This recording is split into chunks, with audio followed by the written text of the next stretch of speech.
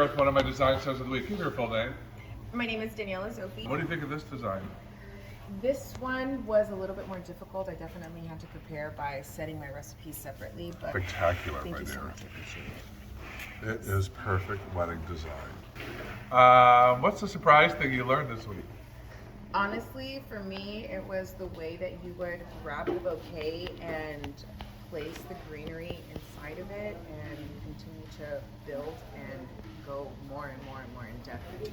I really Yeah, appreciate that's an that. important thing. A lot of people don't know how to use greenery. A lot of designers in LA, they don't use anything. Honestly, I love the way that you use greenery. You've actually helped me implement more greenery. If you had learned, you would have made this thing a solid ball. It would be less interesting. Did you use Crowning Glory before you came to my school? No, I didn't. And you know what? Big mistake. I really should be purchasing that all the time. It Yes. is the amazing spray that will keep it. My flowers last 4 to 5 weeks in my house. Water this when you get home. Absolutely.